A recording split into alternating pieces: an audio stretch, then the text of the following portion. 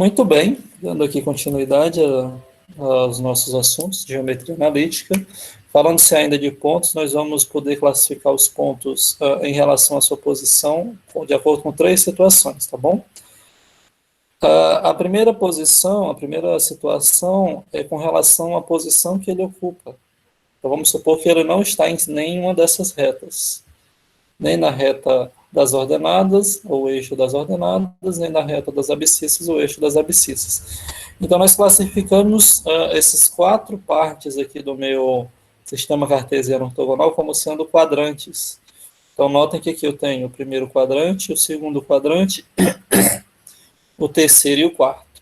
E aqui eu tenho uma informação em sentido anti-horário, tá? Tomem cuidado com isso, porque se você colocar aqui o primeiro aqui embaixo do primeiro, o segundo, à esquerda, o terceiro e acima o quarto, vai estar incorreto.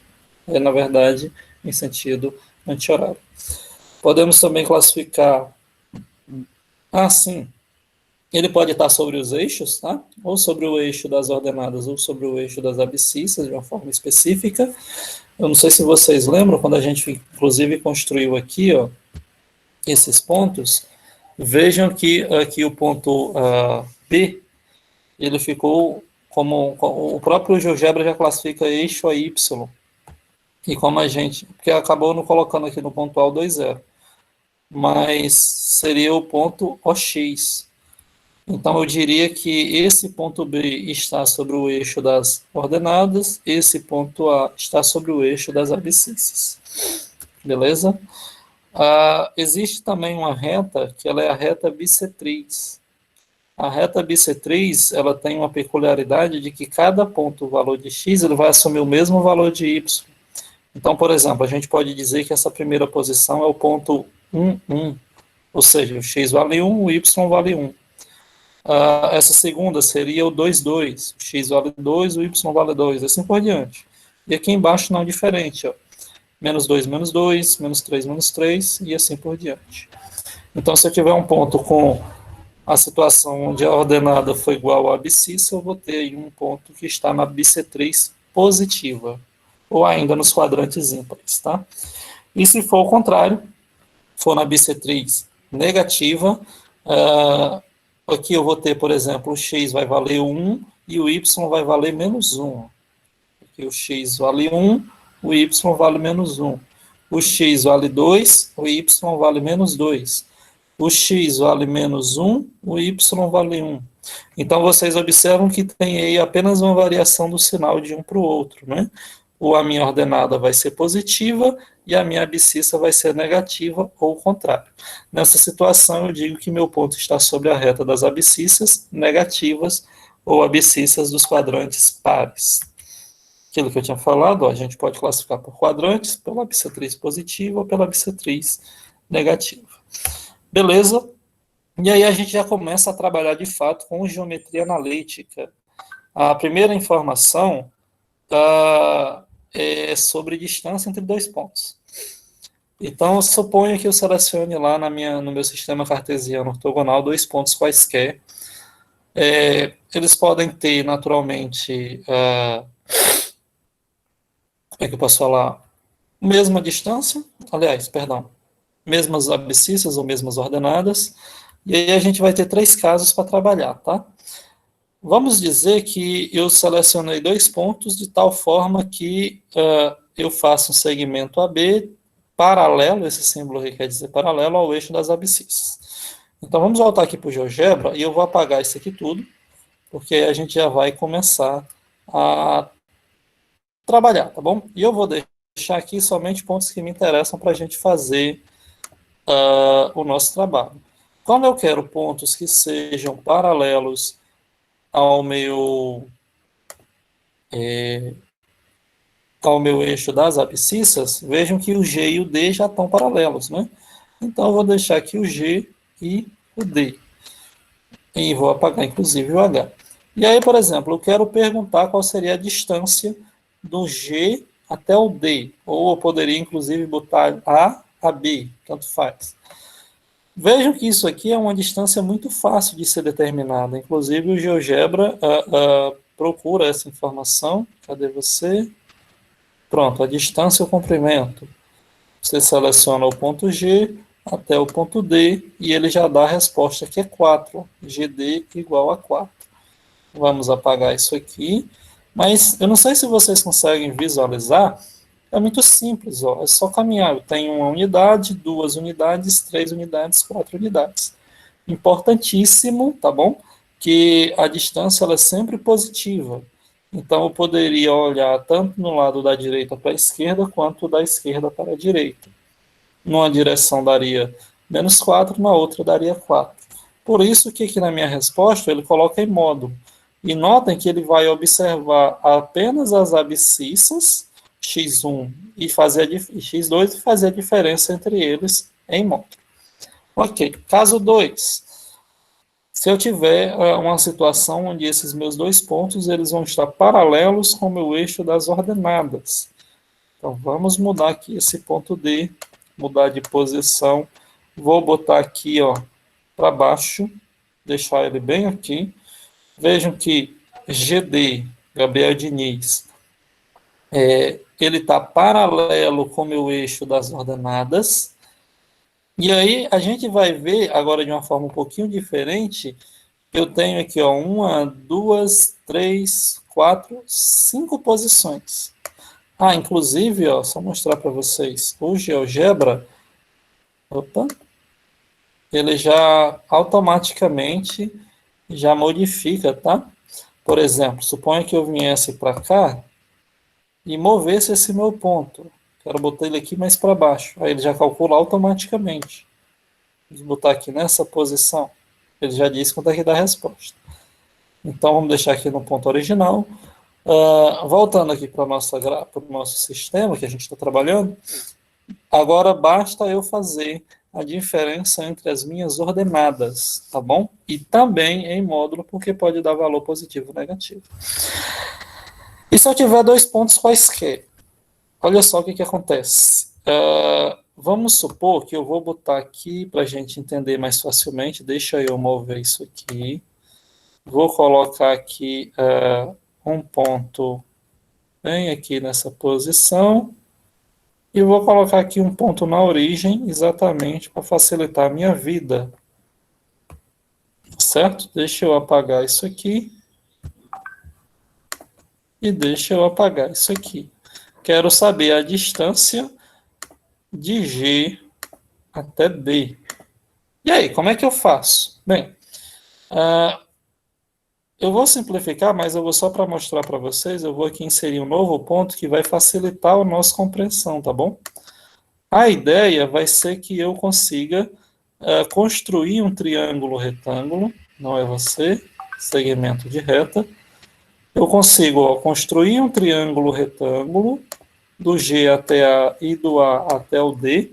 E aí, com esse triângulo retângulo, a gente usa o teorema de Pitágoras, onde GD seria exatamente a minha hipotenusa, o GA e o AD, os meus catetos. E aí eu não sei se vocês lembram, o teorema de Pitágoras diz que a hipotenusa ao quadrado é a soma dos catetos ao quadrado. Acaba que se a gente atribuir valores, e esses valores são exatamente as minhas ordenadas e abscissas, por exemplo, do jeito que a gente viu lá, ó, do A até o D vai ser exatamente a diferença da minha abscissa do A até a diferença da abscissa do D. Do G até o A vai ser exatamente a minha ordenada do G menos a ordenada do A. E os dois vão estar ao quadrado, e como eu tenho um quadrado aqui da hipotenusa, esse quadrado passa para o outro lado da igualdade como sendo raiz. Professor, não entendi muito bem o que você falou. A ideia é só meio que, entre aspas, comprovar para vocês que a gente chega nessa fórmula. A distância entre dois pontos A e B quaisquer, x1, o A sendo x1, y1 e o B x2, y2, vai ser a diferença de x2 menos x1 ao quadrado, mais a diferença de y2 menos y1 ao quadrado, tudo dentro de raiz. Isso por causa do teorema de Pitágoras. Só ver se vocês têm alguma dúvida, alguma pergunta. Ok, queridos? Dúvidas? Lembrem-se dessa fórmula. É a primeira coisa que a gente estuda em geometria analítica depois de ver a construção do sistema cartesiano. E aí eu coloquei aqui alguns exemplos só para a gente treinar, bem simplesinho mesmo. Então, e aí eu vou fazer os dois primeiros e aí você treina o outro depois. Calcula a distância entre A, 1, 3 e B, menos 2 e 1. Vamos aqui para o nosso material. Nada mais vai ser do que aplicar a fórmula. Ó, questão de número 1.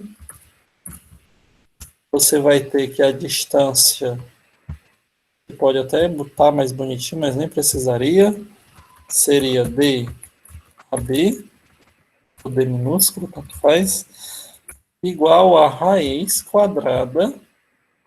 E aí, queridos, uma sugestão, tá? Sugestão, obviamente, fica a critério de vocês. Sempre que vocês forem explicar ou forem trabalhar com uma fórmula nova, reescrevam ela, tá? Porque aí vocês vão ficar mais acostumados a usar. Então, eu vou colocar aqui só para a gente já ir treinando.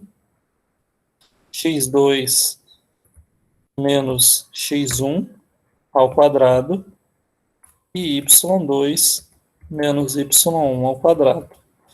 Professor, eu posso inverter para ser x1 menos x2, porque eu vi um livro que era x1 menos x2. Pode botar x1 menos x2 e y1 menos y2. Cuidado apenas do seguinte, se você colocar, você não pode inverter. Tipo assim, eu coloquei x2 menos x1 ao quadrado e y1 menos y2. Aí você vai estar invertendo. E aí vai estar errado. Então, atribuindo aqui os valores que a gente tem, eu só dar uma pescada aqui, é 1 e 3 e 2 e 1. Então, eu vou ter, ó, PVC, o x2 é menos 3, o x1 é 1, cuidado também com o sinal na hora que vocês estiverem fazendo isso daqui, porque aí, por exemplo, eu teria uma situação que menos com menos poderia dar mais. O y2 é 1, o y3 é 4. Então, eu vou ter que, perdão, 3. Eu estou pensando na resposta. E aí eu vou ter só que fazer as continhas. Opa, não. Igual. Vou ter ó, menos 3 menos 1 dá menos 4. Estou fazendo aqui bem devagarzinho, que é nosso primeiro encontro com isso aqui, tá? Mas se vocês quiserem já ir adiantando, quando vocês estiverem fazendo, não precisa fazer esse passo a passo, não. E aqui embaixo eu vou ter, ó, menos 2 ao quadrado, fazendo mais contas. Menos 4 ao quadrado, sabemos que dá 16 positivo, né? Menos 2 ao quadrado dá 4. 16 mais 4, pelo menos eu acho que todo mundo entende que dá 20. E aí esse 20 para me tirar da raiz, é só eu lembrar que 20 é 4 vezes 5, e a raiz de 4 é 2. Portanto, isso aqui vai ficar 2 raiz de 5. Beleza? Se a gente for fazer isso aqui no GeoGebra, só um comentário, já que a gente mostrou o GeoGebra para vocês, o GeoGebra não trabalha com raiz, assim, ele trabalha, né? Mas quando você faz a distância, ele não coloca do jeito que a gente determina, ele vai aproximar o resultado, tá bom? Só para mostrar para vocês. Do menos 3 até o 4. Quando ele fala em origem, queridos, saiba que ele vai estar calculando a distância do menos 3 e do 4 até o ponto 00, tá? Então tomem cuidado nisso aqui. Eu vou aproveitar isso aqui todinho, eu não sou nem besta, e vou só reescrever aqui na minha questão de número 2 essas informações. Eu vou botar aqui do P0, PO, tá? Seria do ponto P até a origem, a fórmula continua a mesma, e o ponto é menos 3 e 4. Então, eu vou colocar aqui menos 3, menos 0, ou 0 menos menos 3, vai dar a mesma coisa, e 4 menos 0 Então, vejam que vai ficar aqui menos 3. Aqui vai ficar 4. Menos 3 ao quadrado, 9. Mais 4 ao quadrado, 16. 9 mais 16, 25. E a raiz de 25 é 5. Beleza? Então, aí está aí a resposta da minha segunda questão. Ok, meus amores? Dúvidas? Perguntas? Imagino que não. Vou aqui parar aqui a minha segunda parte da gravação.